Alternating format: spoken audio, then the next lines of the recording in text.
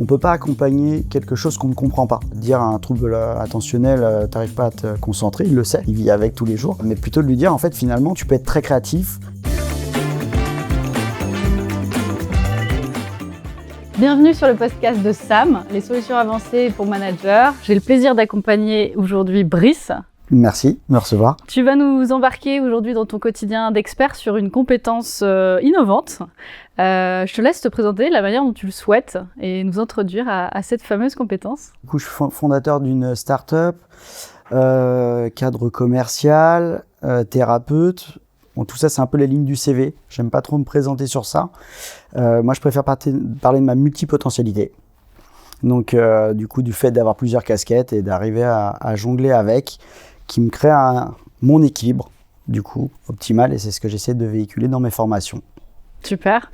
Et la compétence aujourd'hui que tu viens du coup nous partager, ce serait quoi ?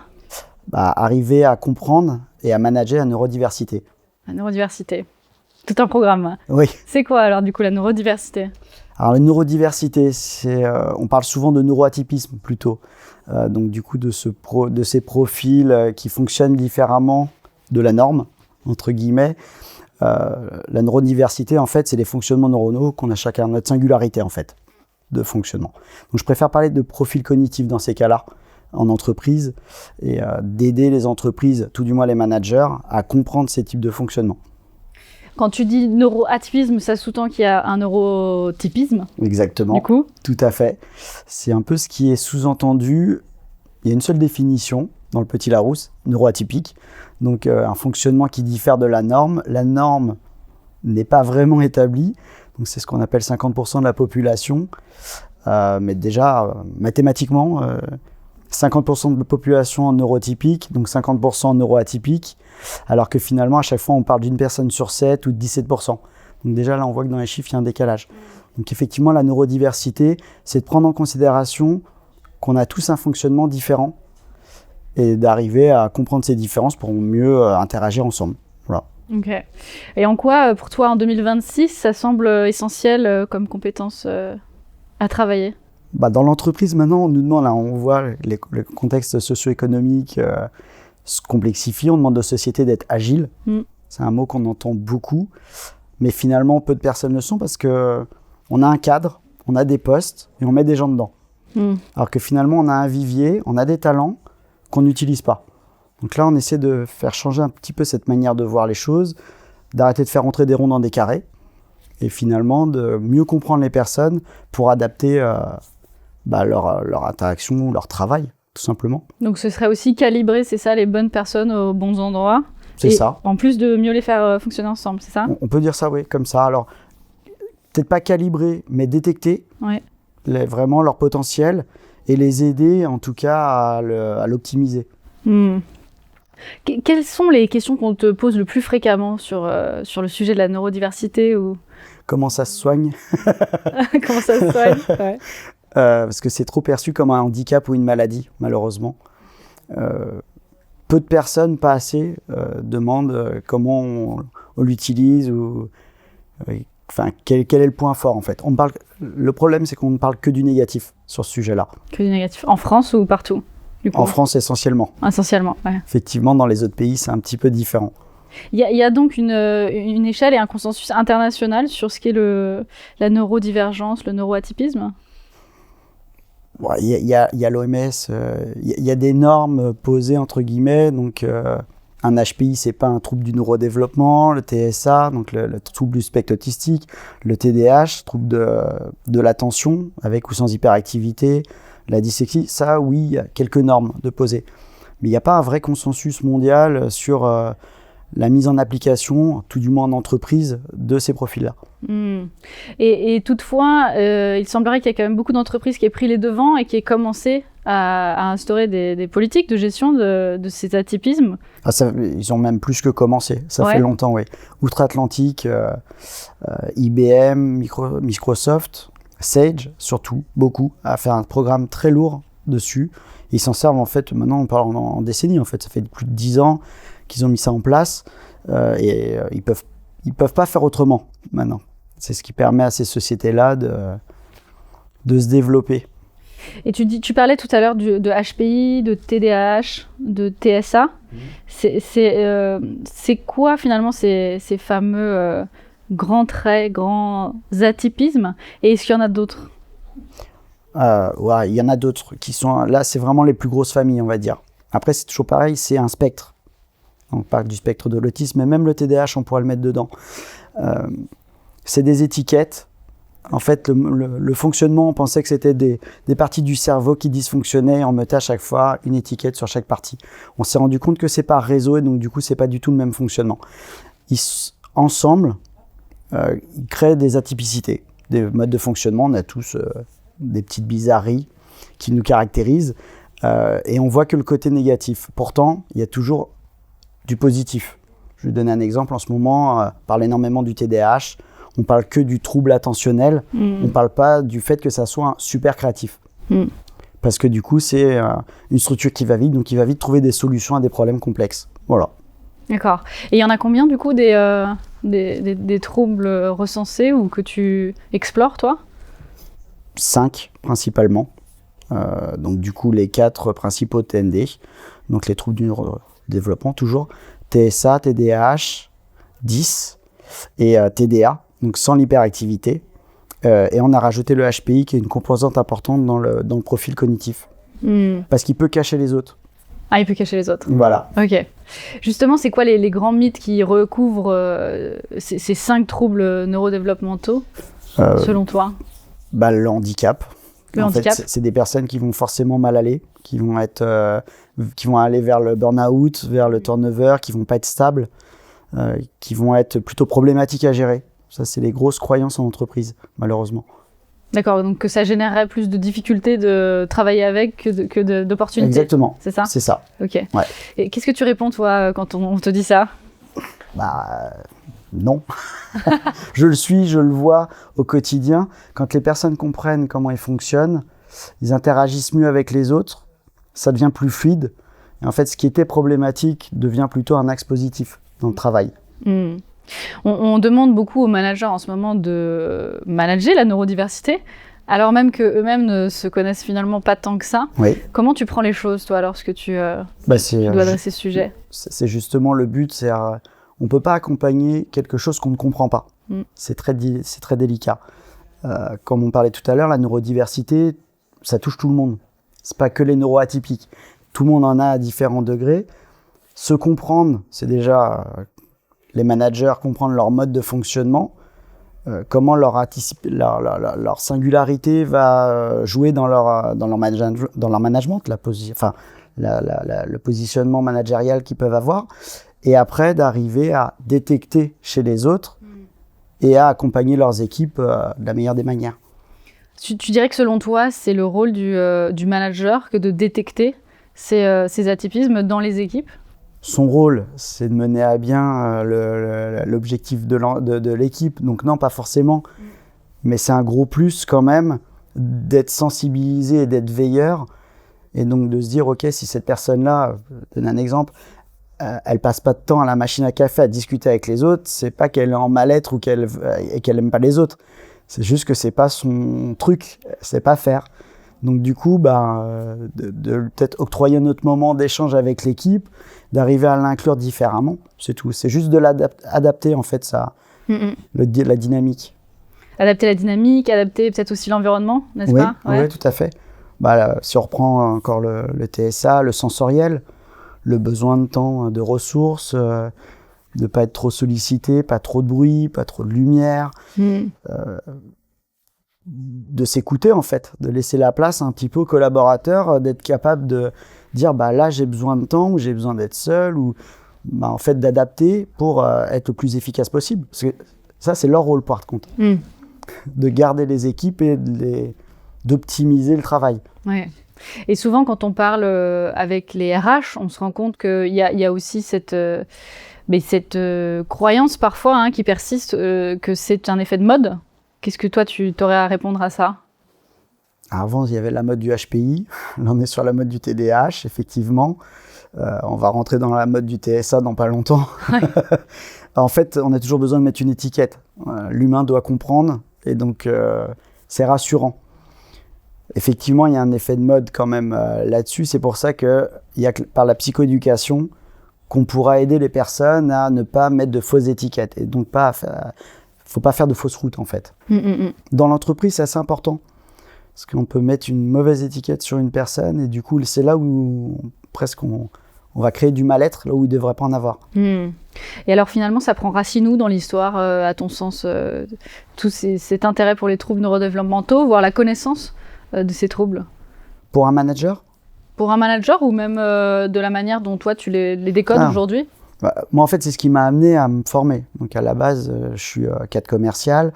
J'ai vu du mal-être dans les entreprises. Je voulais me saisir du burn-out. Je me suis formé, mais finalement, c'est que du curatif. Donc là, maintenant, le but, c'est vraiment préventif, d'aider les personnes à se sentir mieux. Et en fait, on ne laisse pas s'installer le mal-être. Et là, on vient solutionner toutes les problématiques de QVCT, de burn-out et ainsi de suite. Parce qu'en fait, il n'y a pas besoin de traiter si les personnes se sentent bien. Tu parlais tout à l'heure justement du contre-pied qu'on peut prendre et de voir la partie positive, l'opportunité qu'il y a derrière. C'est quoi ces opportunités finalement de savoir identifier son propre profil cognitif? Qu'est-ce qu'on peut en gagner? Alors déjà, personnellement, ça peut être aidant. Parce que c'est vrai que les managers, souvent, veulent prendre soin de leurs équipes, mais ne prennent pas forcément soin d'eux. Donc, c'est un peu comme en guidance parentale, quand on a des parents qui viennent. On dit en fait, l'histoire du masque à oxygène. Voilà, il se passe un crash, vous le mettez sur qui? L'enfant ou vous en premier? C'est toujours l'enfant, alors que c'est une erreur du coup. Il vaut mieux être safe pour pouvoir mieux accompagner. Donc ça, c'est aussi quelque chose qu'on ne met peut-être pas assez en avant sur l'axe positif de cette formation. C'est finalement déjà se comprendre, atteindre ce que j'appelle moi l'alignement personnel, permettre d'être beaucoup plus cool et de pouvoir aborder les autres de la meilleure des manières. Il y a cette capacité que tu as mentionnée aussi de faire travailler chacun ensemble. Tu dirais que ça améliore possiblement la performance collective d'avoir cette connaissance des neurotypes, neuroatypismes? Là, je reprends ce que je disais tout à l'heure, SAP, IBM, Microsoft, qui ont des données. C'est pour ça que je disais tout à l'heure, ils ne peuvent pas s'en séparer parce que oui, c'est entre 15 jusqu'à 30% de productivité en plus. Je crois que ça doit être 18% à peu près la moyenne de productivité vraiment détectée. Parce que les gens travaillent avec engouement, avec envie. Pareil, pour tout. Maintenant, on parle beaucoup de marque employeur, d'engagement. Du coup, de se sentir compris aide à l'engagement, obligatoirement. C'est sûr. Il y a aussi ce frein peut-être à l'entrée de la part des entreprises ou de certains managers de s'emparer de ce sujet parce qu'il peut faire peur aussi, quelque part. Est-ce que c'est long de comprendre les neurotypes ou son fonctionnement? Les comprendre, non. Effectivement, faire bouger toute la stratégie d'entreprise, ça peut mettre un petit peu plus de temps, bien qu'on ait vu des structures le faire et de manière plutôt bénéfique. Donc en France aussi, c'est vrai qu'on parle à l'étranger, mais il y a des structures comme L'Oréal, Total, Orange qui sont beaucoup sur ces sujets-là, qui ont créé un manifeste inclusion d'ailleurs pour se saisir de ça. Donc c'est très très récent, c'est septembre 2025. Donc non, comprendre, ça va vite. Effectivement, changer sa manière de faire, ça sera beaucoup plus long. Mais il faut bien commencer un jour. C'est sûr. Là, on touche au sujet des habitudes, quoi. C'est ça, exactement. Ok. Toi, si on le remet dans ton approche, vraiment, comment toi, tu viens détecter ces profils? Donc, nous, en fait, on a un outil digital qu'on a créé. On a mis 3 ans à développer un outil qui, à la base, était dédié aux professionnels de santé mentale pour prédiagnostiquer. Puis finalement, on a les algorithmes. Donc en fait, l'IA nous a aidés à générer des profils cognitifs axés positivement. Le but, c'est pas d'appuyer, à te dire un trouble attentionnel, t'arrives pas à te concentrer, il le sait, il vit avec tous les jours. Mais plutôt de lui dire, en fait, finalement, tu vois, comme j'ai dit au début, tu peux être très créatif ou tu peux être très rapide. Donc du coup, d'aller plutôt chercher les axes positifs et du coup, donner envie de travailler sur soi et de modifier son mode de fonctionnement. Donner un aperçu, c'est ça, de ce qu'il pourrait réussir à mobiliser en se connaissant mieux? C'est ça, exactement. Ok. Donc, comment ça se passe? C'est quoi le format? Si moi, par exemple, je veux le passer demain, par quoi je vais passer? Le format, vouloir se comprendre un petit peu plus. En tout cas, c'est la première pierre, on va dire, lever les freins à la compréhension de soi. Le format, il est assez rapide. Hein. C'est du digital en autopassation, ça se fait très rapidement. 5 minutes et on a notre profil. Après, il faut le débriefer. Il y a de la psychoéducation. Là, dans le cadre de la formation, on le fait ensemble. Et puis après, il y a tout le questionnement qui vient derrière. C'est vraiment le premier step. Après, ce qui est intéressant, c'est qu'on a vu les gens qui se mettaient là-dedans vouloir le prodiguer.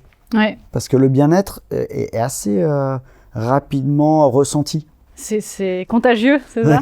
Ouais. Le bien-être est contagieux. Une douce contagion. Donc, je passe en test en ligne, c'est ça? C'est ça. 5 minutes et tu me dresses un premier portrait. Exactement. De mon niveau de trouble, c'est ça? Alors, ça vient coter les indicateurs cognitifs de présence possible de troubles neurodéveloppementaux. D'accord. En fait, on vient scorer ça. Et du coup, ces scores-là sont implantés dans le prompt d'IA qui nous génère en fait le profil cognitif avec l'âge, le sexe, la catégorie socio-professionnelle. Et puis, si on veut rajouter des éléments, on peut. Et là, du coup, on vient vraiment affiner le compte-rendu. Donc, tu ressors avec un rapport, c'est quoi en termes de format, de longueur? C'est 3 pages. 3 pages à 4, un diagramme qui explique à peu près les cotations. Sachant que les cotations, c'est pas le but, on ne veut pas être dans la note. C'est vraiment juste se dire, ah oui, ok, j'ai peut-être un petit peu de ça, un petit peu de ça. C'est plutôt nuancé, parce que c'est ce qui manque justement. À chaque fois, c'est soit blanc ou noir. On est ça ou on est ça. Mais d'ailleurs, c'est quelque chose qui persiste, de croire que c'est soit on l'est pas, par exemple, le TDAH. Oui, tout à fait. Alors que bon, voilà, le vrai TDAH, le faux TDAH, on l'est tous un petit peu. Ouais. Le TDAH, c'est le roi de la comorbidité, c'est-à-dire que c'est des symptômes qu'on retrouve dans plein d'autres domaines, divers et variés. Donc du coup, la fausse route est possible. Et facile à prendre, ouais. Ok. Et alors, tu parlais notamment du profil type que tu vas établir, et notamment le sexe. Oui. Dans quelle mesure tu dirais que le fait d'être une femme ou un homme dans la passation de ce test peut influer sur le résultat? Surtout du côté féminin, avec ce qu'on appelle le masking, c'est-à-dire qu'effectivement, on a vu, et ça c'est notre positionnement scientifique qui nous aide à ne pas tomber dans cette fausse route, il est plus dur de détecter au travers de la cognition les troubles du développement. Donc du coup, c'est vrai que c'est pris en considération dans notre profil cognitif, en fait. D'accord. Le fait que ça soit une femme, il y a une nuance qui est un petit peu plus poussée. D'accord. Pour éviter justement de dire de mauvaises choses, en fait. C'est juste amener la réflexion. Après, c'est la personne qui va le faire toute seule. Et je pense que c'est vraiment un début de cheminement. Ouais. Si tu devais donner un premier exercice pour sensibiliser justement sur ton sujet, ce serait quoi? Alors, dans l'ordre, si les personnes ont déjà commencé à se comprendre. Ouais. Donc le premier exercice, ça serait au quotidien, qu'est-ce qui me gêne? Déjà de passer par le négatif, qu'est-ce qui m'embête, qu'est-ce qui me génère soit de la culpabilité ou des difficultés. Tes irritants, c'est ça un peu? Oui, des choses qui, j'oublie tout le temps ce que je devais faire, j'oublie par exemple, j'ai du mal à parler avec les autres, j'ai du mal à prendre la parole en public. Bon, je sais pas, c'est vraiment des exemples. Après, trouver les choses qui font du bien, les choses qui valorisent. Je me sens bien quand j'ai fait ça. Je me sens valorisé quand, je sais pas, j'ai donné une idée novatrice et que ça a plu aux gens. Et donc, du coup, on me met sur un projet. Voilà. Et donc, le dernier axe, c'est comment je peux faire que ce côté positif soit beaucoup plus présent dans mon quotidien. Pour, du coup, modifier ma façon d'agir et la plébisciter et ça, optimiser. Tu disais, chez des gens qui se connaissent déjà bien, qui ont un sens de l'auto-observation, oui. C'est ça? Oui. Et si on n'a pas encore développé cette capacité d'auto-perception? C'est pour ça qu'au début, je disais, ça dépend si la personne a déjà, en gros, fait la formation. Ouais. Parce que, du coup, c'est le premier step. Il y a les freins qui sont là, il y a les freins cognitifs. On s'est créé, là on parle d'adultes. Donc, c'est pas nouveau, on a vécu comme ça, on a l'impression que la normalité, c'est celle-ci. Là, on vient un peu modifier la façon de penser. Et donc, vraiment, le premier exercice, c'est ça. Peut-être de pointer du doigt, si vraiment je devais dire, si c'est le premier exercice avant la formation, qu'est-ce qui me gêne et qu'est-ce que je voudrais changer. D'accord. Voilà, c'est la baguette magique en thérapie. Sur la base de ça, j'aurais du coup, je pourrais m'apparenter à certains traits de ces 5 TND plus qu'à d'autres. Je pourrais m'auto-reconnaître? Oui. Après la formation, oui, tout à fait. En fait, on vient un peu dépeindre une synthèse des profils, les gros axes positifs, pour aider justement à comment dire, comme on disait tout à l'heure, à détecter, à être veilleur. Ouais. Donc pour ça, il faut quand même avoir en tête assez facilement, de manière synthétique, on ne crée pas des thérapeutes. Hein. Donc du coup, là, ça sera vraiment dans le cadre du travail avec des adultes et sans rentrer dans la sphère perso. Ouais. C'est du très light. Et là, on fait un gros focus sur les neuroatypiques. Oui. Mais finalement, quelle place aux neurotypiques dans ce sujet de la diversité? Moi, c'est pour ça que je parle que de neurodiversité ou de neurotype. Justement, c'est pour éviter d'être clivant, parce que finalement, ça parle à tout le monde. Ce profil-là, peu importe, on n'a pas vu quelqu'un qui cotait à 0, c'est impossible. On a tous quand même des traits obligatoirement de neuroatypisme, enfin ce qu'on appelle neuroatypique, de TND. Donc en fait, il y en a. On veut balayer ça en fait finalement. C'est-à-dire que neurotypique, neuroatypique, voilà. Si 100% de la population française avait été testée, on pourrait le dire. Or, c'est pas le cas. Pas encore le cas. Donc du coup, et d'ailleurs, on se rend compte qu'il y a beaucoup moins de personnes testées qui ressortent négatifs que l'inverse. Mais du coup, tu irais jusqu'à dire que possiblement tout le monde est HPI sans le savoir? Non, quand même pas. Mais HPI, c'est particulier, c'est un peu vieillot. Hein. Quand même. Hein. C'est-à-dire que c'est une vieille échelle. C'était une période où les gens avaient moins accès à la culture, à l'apprentissage, ce qui est plus le cas maintenant. Donc du coup, c'est pour ça que ça bouge les curseurs. Donc HPI encore moins. Non, c'est surtout là maintenant l'imagerie. En fait, c'est plutôt ça. Les sens humains ont évolué. Comme avant, on pensait que les gauchers, c'était une divergence, c'était un problème même de stress où on a cherché toutes les possibilités pour expliquer le fait d'être gaucher. Maintenant, on sait que non, c'est pas du tout ça. Ça n'a rien à voir. Donc là, l'imagerie nous a permis de comprendre le cerveau, de mieux le comprendre. Et puis maintenant, on arrive à affiner, c'est tout. Ouais. Tu as parlé là du fait que c'était intéressant finalement pour les neurotypiques comme pour les atypiques. Quelle est la part de travail, entre guillemets, que peut faire un manager neurotypique vers un atypique et inversement? Comment ils peuvent s'entraider? De comprendre qu'en fait, finalement, ce qui est vrai pour lui ne va pas l'être pour l'autre. Ce qui va être bénéfique pour l'un ne va pas l'être pour l'autre non plus. Quand on explique la neurodiversité, souvent je dis ce qui est marrant, c'est que l'ordre établi, c'est que personne ne se ressemble physiquement. Donc on va porter attention sur une personne, des jumeaux par exemple. Mais à l'inverse, on est persuadé qu'on est tous pareils à l'intérieur. Ah oui, c'est vrai. Donc finalement, c'est juste remettre ça. Maintenant, en fait, c'est exactement pareil qu'à l'extérieur. On est tous différents. Qu'est-ce que toi, tu as dû désapprendre pour pouvoir monter en puissance sur cette capacité de connaître ton profil, ta diversité? Le rythme. Ouais. Oui, mais mon rythme, en fait, qui était trop rapide et du coup, qui générait de la frustration dans l'attente du retour des autres. C'est pour ça que la multicasquette m'a aidé à être beaucoup plus calme, beaucoup plus safe. Tu dirais qu'il y a des compétences qui peuvent venir se plugger un peu avant ou après autour de cette connaissance du profil cognitif pour pouvoir... Oui, ouais. On peut en développer. Comme quoi, par exemple? C'est-à-dire que, par exemple, justement, quelqu'un qui pense ne pas être capable de prendre la parole devant d'autres personnes, à mieux se comprendre, à être plus posé, va peut-être à un moment prendre plaisir à le faire. Donc du coup, va développer une compétence. Là, on parle plutôt de soft skill et hard skill finalement. Nous, là, on va vraiment parler de soft skill au début, quelque chose de naturel, d'inné. Et puis après, peut-être qu'ils vont réussir à développer certaines hard skills, donc des compétences, mais parce qu'ils auront levé les freins à la possibilité de le faire. Voilà. Je ne sais pas si c'est très clair, mais... Si, c'est clair. Mais justement, dans les réactions que tu peux avoir au moment où on apprend son profil neurocognitif, à quoi tu as dû faire face Maintenant, on le voit, hein, la compensation, elle est très présente. Et donc, dès qu'il y a décompensation, dès qu'il y a compréhension, bah, du coup, les gens, c'est un peu à choc quand même. Hein. C'est pour ça que c'est jamais c'est pas direct, c'est pas blanc ou noir, on change pas d'un coup. Ça se fait dans le temps et ça met beaucoup de temps à venir. Après, la mise en place en entreprise, c'est plutôt assez rapide.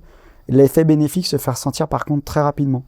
Ah oui? Ouais, ça par contre, c'est quelque chose tu observes? Du mieux-être, de l'apaisement. Si je devais juste donner un nom autour de la dynamique, c'est apaisé. Apaisement chez la personne ou chez les personnes qui l'entourent? Les deux.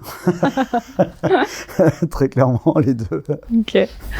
Y a-t-il des critères qui font que ça marche ou que ça ne marche pas chez certains, cette prise de conscience, voire le fait de l'appliquer à son équipe, de manager la diversité? Dans le cadre du travail, dans le cadre d'une équipe, si la personne déjà vient, c'est un peu comme en thérapie, si la personne vient, il y a déjà une démarche, donc ça ne peut pas ne pas apprendre. On peut être un peu plus réfractaire, ça peut arriver, s'il y a des freins qui sont assez costauds, c'est possible, ou des schémas cognitifs qui sont très présents. Il peut y avoir un peu de blocage. On ne l'a pas vu dans les bêta-tests, on a accompagné des chômeurs longue durée. Justement, on s'est mis tout de suite dans le dur sur des profils bien bloqués. Et on s'est rendu compte qu'effectivement, même sur des profils comme ceux-là, on arrivait à avoir un axe positif, un axe justement d'apaisement, de mieux-être dans la compréhension. Donc, les personnes qui vont être complètement réfractaires, je pense qu'on ne les verra pas. Ah ouais, ça m'étonnerait. Ok. Y a-t-il des choses que toi, tu aurais aimé savoir ou dont tu aurais aimé t'emparer plus tôt? Qu'on n'est pas tous pareils. Ouais. Oui, ça aurait été bien. Ça aurait évité beaucoup d'années d'incompréhension et du coup de masking, de se cacher en fait. C'est quoi le masking? C'est de cacher son fonctionnement pour pouvoir ressembler le plus possible aux autres. Ok. Y a-t-il des erreurs que tu vois aussi fréquemment, soit d'interprétation, soit dans la manière d'amener le sujet des neurotypes et de la neurodiversité? Ouais, toujours ça, neurotypique, ça c'est vrai que c'est toujours, pour moi c'est un peu une fausse route. Quand je dis pour moi, même pour beaucoup de personnes, on est nombreux à échanger sur le sujet. Je dirais que c'est la plus grosse fausse étiquette. Ouais. Voilà. Ok. Et si aujourd'hui tu avais un conseil à donner à des RH pour bien introduire ce sujet, est-ce que ce serait de commencer par se former eux-mêmes ou bien créer des ateliers? Comment tu l'imaginerais? Moi, je trouve qu'on se saisit toujours plus d'un sujet quand on l'a vécu, en fait. Je pense que c'est assez important de s'ouvrir à ça, de travailler sur soi. On a vu que c'était toujours bénéfique, obligatoirement. Après, c'est pas une obligation. Si une personne ne veut pas travailler, ne veut pas se comprendre, mais ok pour faire travailler ses équipes. Par contre, je suis pas certain qu'on puisse l'obliger. Je pense que du coup, ce serait peut-être ça une erreur, ce serait d'obliger à travailler. Le proposer, du coup, qu'il y ait cette forme de chemin vers la stratégie, je trouve ça assez intéressant. Qu'est-ce qu'ils auraient compris? Tu parlais tout à l'heure aussi d'outre-Atlantique. Qu'est-ce qu'ils auraient compris dans ces grandes entreprises américaines qu'on n'aurait pas encore compris ici? Que c'est pas qu'un handicap, c'est un handicap social en fait finalement. Donc eux ont compris que c'était vraiment des talents et une source de presque pas, je vais pas dire inépuisable, mais pas loin de talents, parce que en fait ils utilisent certains selon les problématiques de la boîte à certains moments, et puis après ils modifient un peu leurs équipes, ils vont chercher d'autres profils, là du coup eux ils sont vraiment pour le coup agiles, ils savent utiliser la neurodiversité. Ouais. À l'ère de l'IA en plus, 2026, qu'est-ce qui fait que selon toi c'est devenu un incontournable de connaître son profil cognitif? Justement, à l'ère de l'IA, effectivement, on peut vite tomber dans... je l'utilise plus comme un outil, mais vraiment comme, plus qu'une béquille, quoi. Ouais. C'est le moment, justement, de bien se comprendre pour pouvoir utiliser cet outil-là à bon escient. On reprend le TDAH. Un TDAH qui ne se connaît pas va utiliser l'IA pour structurer ses journées. Oui. Alors qu'en fait, il pourrait se booster sur d'autres sujets où il serait beaucoup plus efficace. Donc c'est aussi driver son focus là où il y a le plus de valeur ajoutée. C'est ça, ouais, je pense. Okay. Peut-être pas perdre de temps sur là où sur les problématiques. Ouais. D'aller chercher un petit peu plus ses collègues, ça pourrait être génial. Et là, on parle d'équipe, là. On parle de complémentarité. Et justement, y a-t-il des profils, des publics à qui tu recommanderais particulièrement la chrono qu'on va vivre avec toi, ces 2 heures pour découvrir son profil cognitif, plus que d'autres? Tout manager qui a dans ses équipes des problématiques avec les collaborateurs ou qui a des problèmes récurrents. Moi, je parle souvent de cyclique. Quand c'est cyclique, c'est qu'il y a un problème. Et quand le problème n'a pas été solutionné. Voilà. Donc, c'est d'aller un petit peu plus loin. Et là, il y a un vrai changement stratégique à opérer. D'accord. Identifier un peu les points répétitifs qui pourraient être levés. C'est ça. Oui. Et peut-être pas forcément qu'avec les mêmes personnes. Hein. Quand il y a du turnover, beaucoup de personnes qui viennent, des nouvelles personnes, mais que les problèmes se répètent. Il est bien aussi. Il y a des petits sujets. Ok. On va avoir la chance du coup de vivre cette chrono avec toi. Qu'est-ce que tu refuses d'y promettre? À l'inverse, qu'est-ce qu'on peut en attendre? C'est pas une thérapie. Ouais. Donc il y a une vraie limite à ça. C'est que là, on est dans le cadre de l'entreprise, effectivement.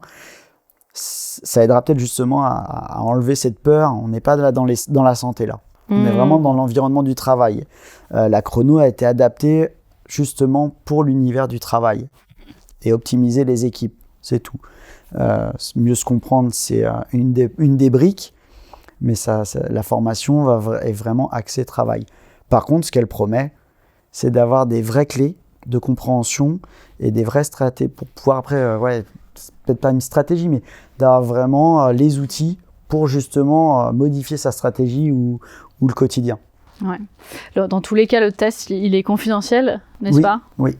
Et c'est seulement le manager qui va le passer, qui aura ces fameuses 3 pages de rapport. Tout à fait. Ça. Il est anonyme, il a accès. Si après il souhaite en fait, comme un test neuropsy, en fait. Hein.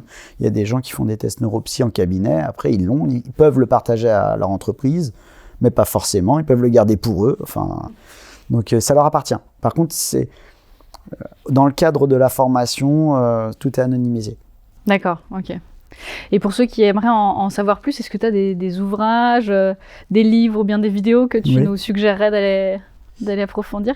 Doublement exceptionnel, je pense, c'est un bon... ou tous les livres de Béatrice Millettre. Ouais. C'est une personne qui, moi, au tout début, elle vulgarise beaucoup. C'est une neuroscientifique, enfin, c'est une psychologue qui exerce depuis très longtemps sur la neurodiversité, avec qui maintenant j'échange et justement qui a participé à Psyesi. Et son approche est bien faite. Voilà. C'est pas trop scientifique, ça parle bien. Donc voilà. Doublement exceptionnel, très bien. Super.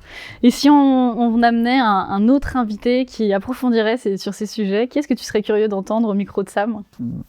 Moi, je pensais à Thomas Chardin, parce que c'est grâce à lui qu'on est allé sur le B2B et sur le RH. Pour lui, c'est presque une obligation que l'environnement RH se saisisse de la neurodiversité. Ah ouais.